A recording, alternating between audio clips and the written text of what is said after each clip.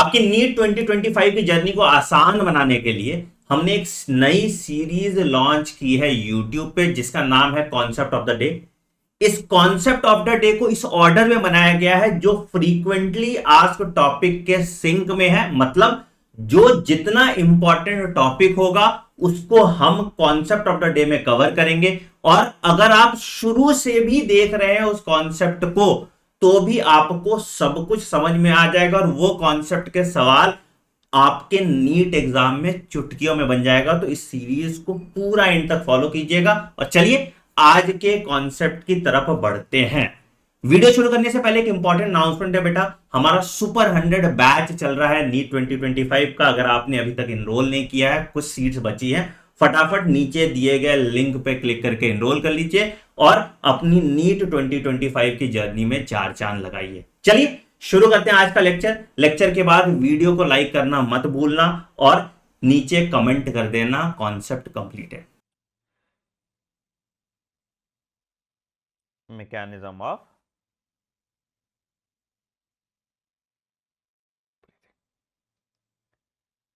अच्छा सर, देख लेते हैं क्या है मैकेनिज्म ऑफ ब्रीदिंग। ठीक है, ब्रीदिंग मतलब आपको क्या पता था? अभी हम ब्रीदिंग की बात करें, सांस अंदर लेना और सांस बाहर छोड़ना। ठीक है, तो दो स्टेप है, टू स्टेजेस है। पहला स्टेज को हम कहेंगे इंस्पिरेशन और दूसरे स्टेज को हम कहेंगे एक्सपीरेशन। दो स्टेज है बेटा, कौन कौन सा स्टेज हो गया? पहला, एक को हम कहते हैं इंस्पिरेशन और दूसरे को हम कहते हैं एक्सपीरेशन। ठीक है, इंस्पिरेशन जब सांस अंदर आएगी तो इंस्पिरेशन हो गया, सांस बाहर जाएगी तो एक्सपीरेशन हो गया। ठीक है, तो अगर अंदर हवा आ रही है तो उसको हम इंस्पिरेशन कहेंगे। तो क्या होगा? Atmospheric air is drawn in, atmospheric air is drawn in. ठीक है, और दूसरा एक्सपीरेशन में क्या होगा? Alveolar air is released out, alveolar air is released out, है ना? तो इंस्पिरेशन में क्या हुआ? Atmospheric air is drawn in and alveolar air is released out, expiration.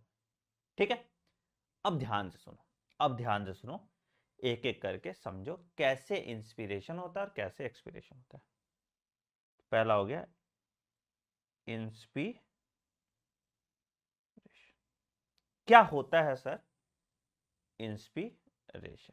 ठीक है, सबसे पहला पॉइंट, सांस अंदर आप ले रहे हो तो it is an active process, इसमें एनर्जी का खर्चा हो रहा है।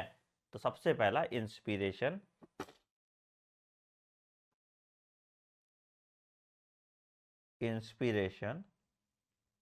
Is an active process. Important point sir, very important point है sir ji. Inspiration is an active process.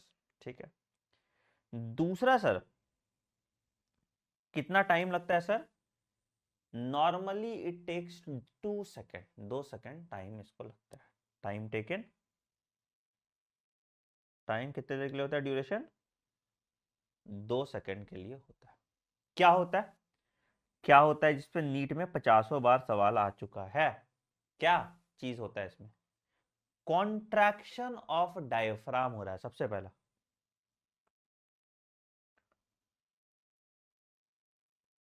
Contraction of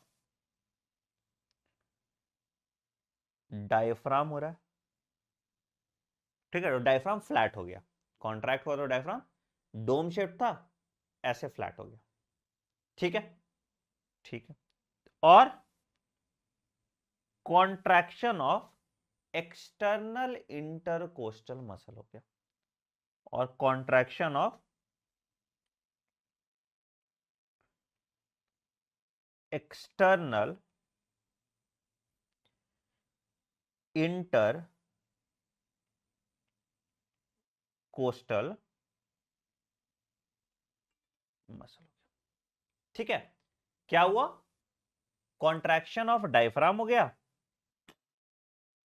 और contraction of external inter coastal muscle हो गया। ठीक है, तो डायफ्राम और एक्सटर्नल इंटरकोस्टल मसल के कॉन्ट्रैक्शन से क्या होता है? तो एक्सटर्नल इंटरकोस्टल मसल जब कॉन्ट्रैक्ट करेगा तो रिब्स ऊपर की तरफ जाएगा, अपवर्ड अपवर्ड जाएगा, तो क्या होगा? थोरैसिक कैविटी का स्पेस बढ़ गया। ठीक है, डायफ्राम कॉन्ट्रैक्ट हुआ, डायफ्राम नीचे की तरफ आया। ठीक है, तो यहां भी थोरैसिक कैविटी का स्पेस बढ़ जाता है। तो क्या होगा? तो क्या होगा? तो क्या होगा इससे? पहला point, diaphragm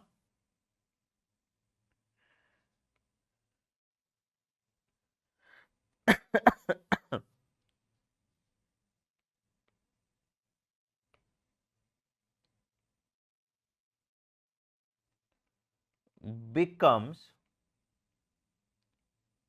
flat,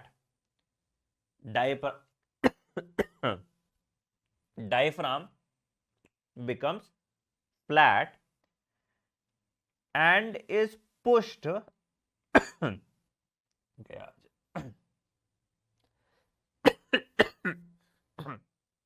and is pushed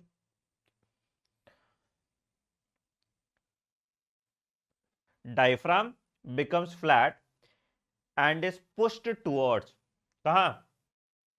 push towards नीचे,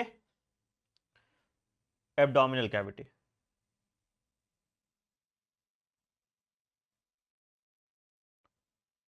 and is pushed towards abdominal cavity।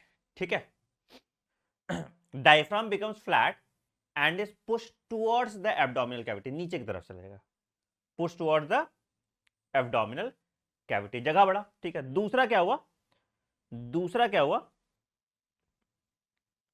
दूसरा क्या हुआ? एक्सटर्नल इंटरकोस्टल मसल जब कॉन्ट्रैक्ट किया तो ऊपर की तरफ जाएगा। तुम देखो, सांस लो, हाथ रखो यहां पे हाथ रखो, सांस अंदर लो तो देखो ये ऊपर की तरफ चढ़ेगा। देखो,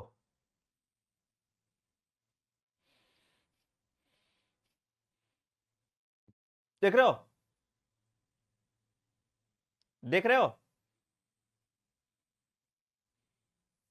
है ना? तो ये चीज आ जाता है। तो क्या? तो पहला point, sternum moves towards ventral and anterior direction. ठीक है, और उसके बाद बाकी आउटवर्ड और वेंट्रल साइड, आगे की तरफ, and ribs moves towards outside and ventral side. Ribs move towards outside and ventral side, बाहर की तरफ। ठीक है, ठीक है, ऐसे यहां रखो सांस, देखो ऊपर और आगे, ऊपर आगे, ऊपर आगे। तो इससे क्या हुआ? इन सब होने से वजह से क्या हुआ? इन सब के होने की वजह से, इन सब के होने की वजह से क्या हुआ? प्रेशर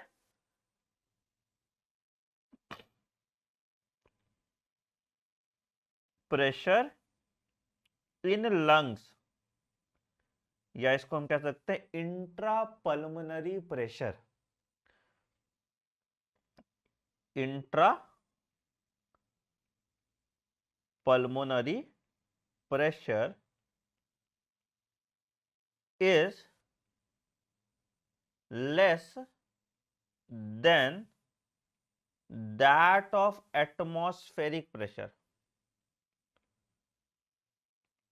तो तुमको पता है ना एक चीज कि हवा हमेशा higher pressure to lower pressure आता है, तो उससे क्या होता है, air is drawn into the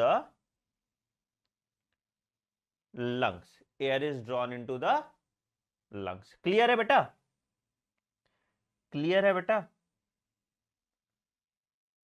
air is drawn into the lungs. Done. तो ये हुआ बेटा क्या, ये हुआ तुम्हारा इंस्पिरेशन की बात।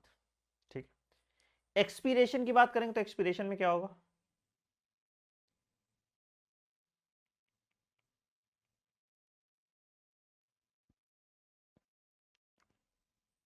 generally expiration is a passive process,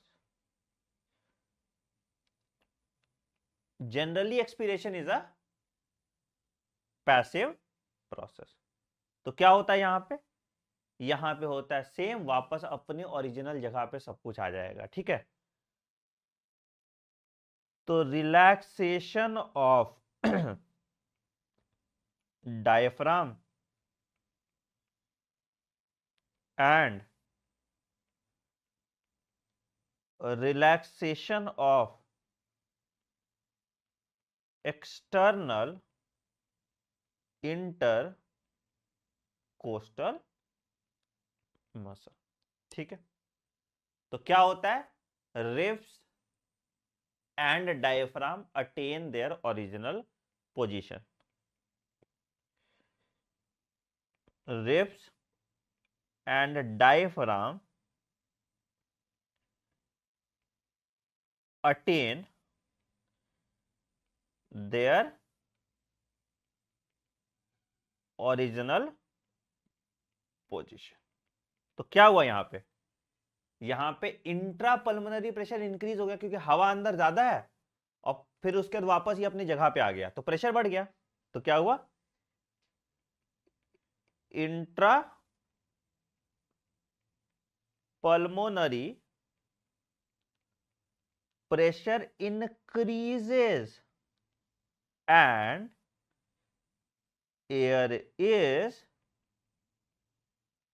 expelled out। Intra pulmonary pressure increase करेगा और हवा बाहर निकल जाएगा। एक्सपीरेशन कितने देर के लिए होगा sir, expiration takes place for 3 second, expiration takes place for 3 second. अभी फोर्सफुल बताते हैं तुमको, अभी फोर्सफुल भी बताएंगे और 3D में दिखा भी देंगे, टेंशन मत लो, है ना। अभी फोर्सफुल भी बताएंगे और 3D में दिखा भी देंगे। ठीक है, आओ तो अब देखो यही वाली बात समझो। देखो क्या हो रहा है, क्या हो रहा है, during normal quite inhalation the diaphragm and external intercostal contract. ठीक है, अभी पास इतना समझो, उसके नीचे वाला भी बताएंगे। क्या कॉन्ट्रैक्ट किया, डायफ्राम और एक्सटर्नल इंटरकोस्टल मसल। तो क्या हुआ, डायफ्राम नीचे हो गया, ये देखो डायफ्राम जो ये नीचे हो गया। ठीक है, और रिब्स अपवर्ड की तरफ तुम्हारा मूव कर गया। ठीक है, ठीक है, ठीक है, ठीक है। तो क्या हुआ, thoracic cavity increases and size and volume of lungs expands। तो क्या हुआ, alveolar pressure 758 mm of Hg हो गया। एटमॉस्फेरिक कितना होता है 760 mm of Hg। तो हवा क्या होगा, हवा अंदर आएगा। ठीक है, अब ये इंटरनल पे भी बात करेंगे, पेशेंस रख दो। ठीक है, एक्सेलेशन में क्या हुआ, एक्सेलेशन में क्या हुआ, ड्यूरिंग नॉर्मल और क्वाइट एक्सेलेशन में क्या हुआ, diaphragm and external intercostal muscle relax. तो क्या हुआ, थोरेसिक कैविटी बढ़ गया, एल्वियोलर प्रेशर कितना हो गया 762। तो हवा कहां होगा, हवा बाहर निकल जाएगा, हवा बाहर निकल जाएगा। ठीक है, अब एक पॉइंट जो तुम लोग पूछ रहे थे, सर इंटरनल इंटरकोस्टल मसल कहां आएगा, तो क्या पॉइंट है sir, during forceful exhalation abdominal and internal intercostal muscle contract. ठीक है, ड्यूरिंग लिख लो sir, during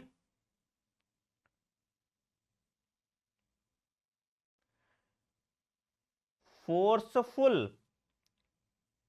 acceleration, during forceful exhalation क्या होगा? Contraction of internal intercostal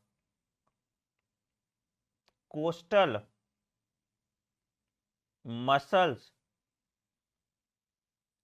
occurs during forceful exhalation, contraction of internal intercostal muscles occur। ठीक है, आओ तुमको इसको ना हम उसमें दिखाते हैं, बहुत भयानक तरीके से दिखा देते हैं, तुम भी क्या याद रखोगे। मैकेनिज्म ऑफ ब्रीदिंग होगा मेरे पास लगता है, ठीक है, और गैस्ट्रो रेस्पिरेटरी pulmonary ventilation। आइए, Pulmonary ventilation, or breathing, is induced by changing intrapulmonary volume and air pressure in the lungs. These changes are triggered by expansion and contraction of the lungs in order to inhale and exhale air. During normal inhalation, the diaphragm and external intercostal muscles contract, the rib cage elevates, and the chest wall and lungs expand. The increased lung volume causes intrapulmonary pressure to drop below atmospheric pressure, and air rushes in. During normal exhalation, the muscles relax and the lungs contract. समझ में आया?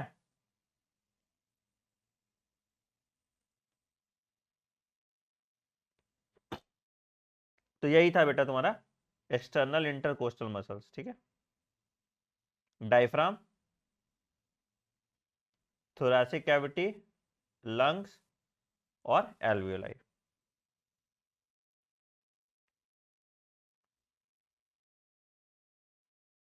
ठीक है, तो हम लोग normal breathing को abdominal breathing भी कहते हैं। Normal breathing is called abdominal breathing. Normal breathing is called abdominal breathing. ठीक है, ठीक है, चलिए। Volume of air that will remain